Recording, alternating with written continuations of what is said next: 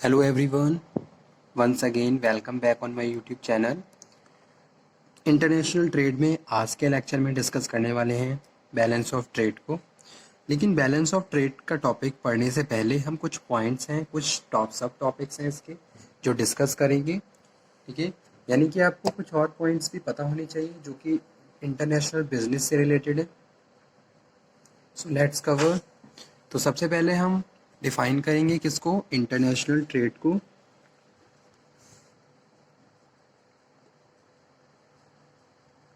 Trade means buying and selling.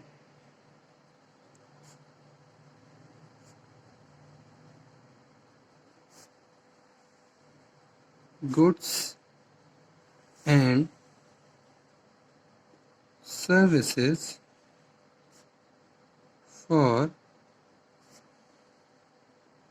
valuable considerations।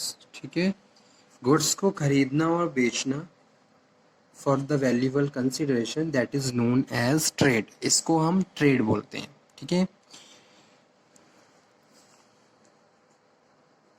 Second जो point है वो है डोमेस्टिक ट्रेड का क्या मतलब होता है। ठीक है, so domestic trade means buying and selling means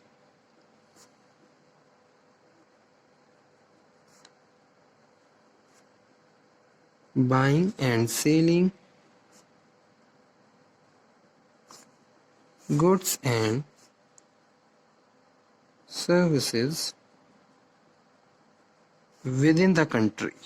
ठीक है, कंट्री में ही अगर बाइंग एंड सेलिंग चल रही है, यानी कि बायर भी एक ही कंट्री में है और सेलर भी उसी कंट्री से बिलोंग कर रहा है, और कंट्री के अंदर ही बाइंग एंड सेलिंग चल रही है for the valuable consideration that is known as domestic trade, उसको डोमेस्टिक ट्रेड बोलते हैं। ठीक है, जैसे कि एग्जांपल कोट करता हूँ यहाँ पे मैं, कोई भी एक मैन्युफैक्चरिंग यूनिट है या कोई भी एक कंपनी है जो गुड्स को प्रोड्यूस कर रही है। ठीक है,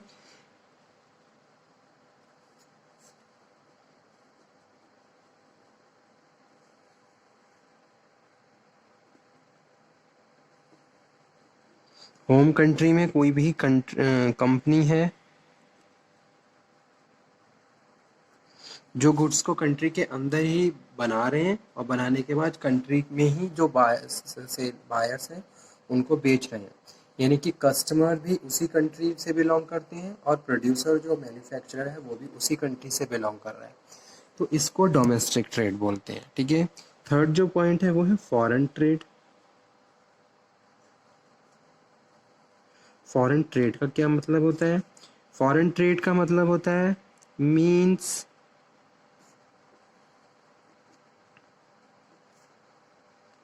buying and selling goods and services outside the boundaries of country, outside the boundary of country। ठीक है, कंट्री की बाउंड्री के बियॉन्ड जाके अगर आप बिजनेस कर रहे हो, ठीक है, यानी कि आप गुड्स को प्रोड्यूस कर रहे हो अपनी होम कंट्री में और उसको बेच रहे हो किसी और कंट्री में, तो इसको फॉरेन ट्रेड बोलते हैं, फॉरेन ट्रेड। ठीक है, फॉरेन ट्रेड में दो टर्म्स होती हैं, एक्सपोर्ट और इंपोर्ट, वो भी हम डिस्कस कर लेते हैं।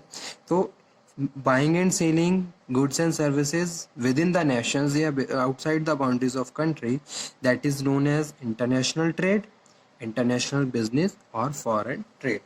2 points are also related to the trading, that is export and import।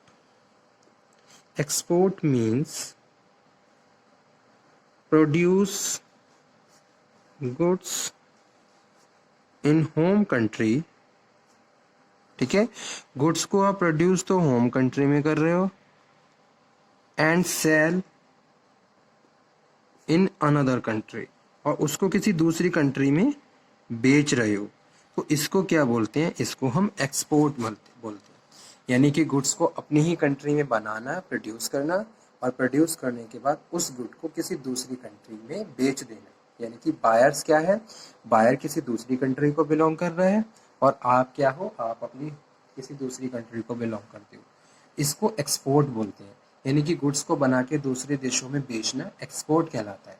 अब जैसे एग्जांपल यहाँ पे मैं कोट करता हूँ, ब्रास सिटी मुरादाबाद, ठीक है, बेस्ट एग्जांपल है। यानी कि या फिर हम ग्लास का भी एग्जांपल कोट कर सकते हैं, ठीक है। ग्लास के लिए आगरा के नियर बाय बहुत सारी ग्लास कंपनीज हैं जो ग्लास के आइटम्स को बनाती हैं और उसको फिर दूसरी कंट्री में बेचती हैं, ठीक है।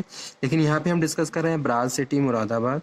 तो ये यहाँ पे क्या है, नंबर ऑफ एक्सपोर्टर्स हैं जो क्या करते हैं, ब्रास से related kitchen accessories, bathroom accessories, gifted items को प्रोड्यूस करते हैं, ठीक है।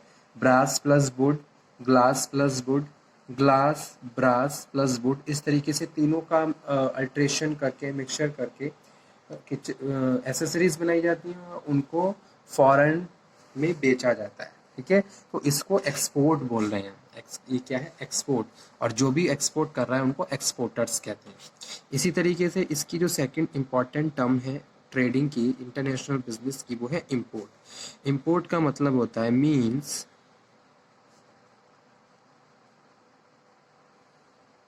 buying goods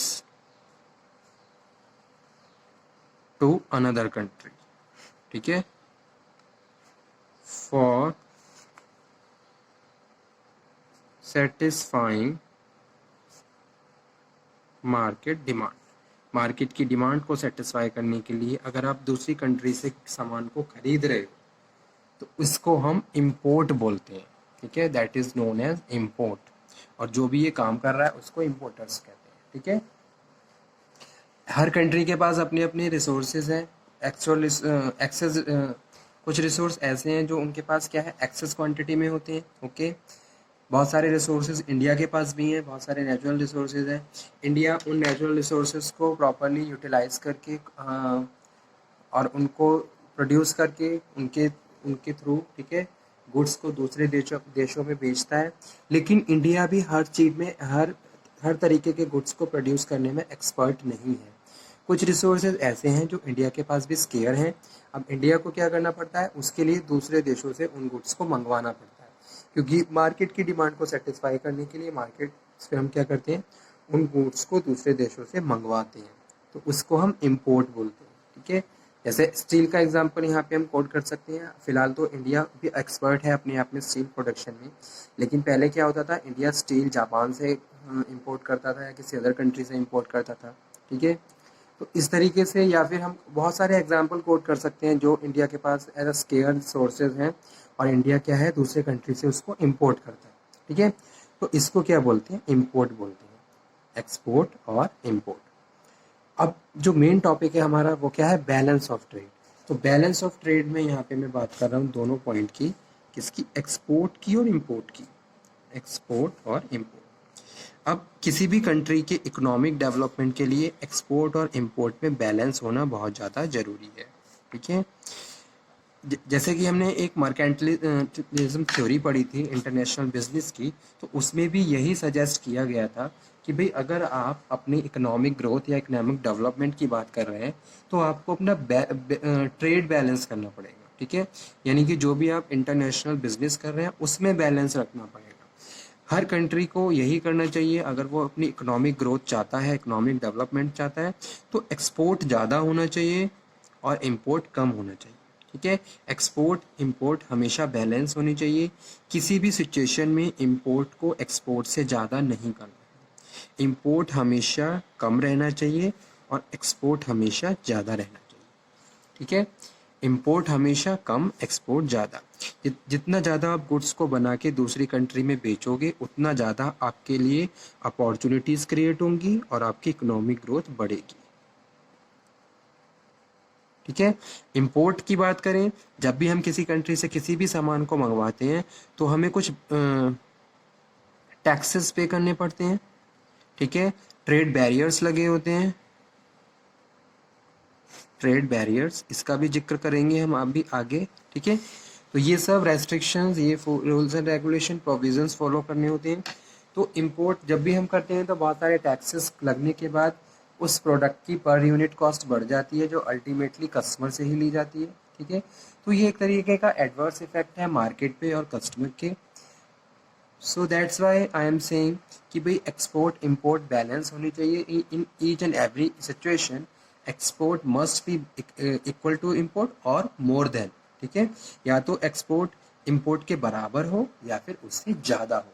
किसी भी सिचुएशन में इम्पोर्ट एक्सपोर्ट से ज़्यादा नहीं होना चाहिए। अगर इस तरीके की सिचुएशन अराइज हो जाती है तो कभी भी आप अपनी कंट्री को ग्रो नहीं कर सकते, इकोनॉमी को डेवलप नहीं कर सकते, ठीक है। चाहे मैं यहाँ पे क्वालिटेटिव वाइज बात करूँ या क्वांटिटेटिव वाइज बात करूँ, तो ये चीज़ हमेशा ध्यान में रखनी है। अब बैलेंस ऑफ ट्रेड के लिए दोनों पॉइंट क्या है, बैलेंस होने चाहिए। आपको एक्सपोर्ट भी करना है और आपको इम्पोर्ट भी करना है।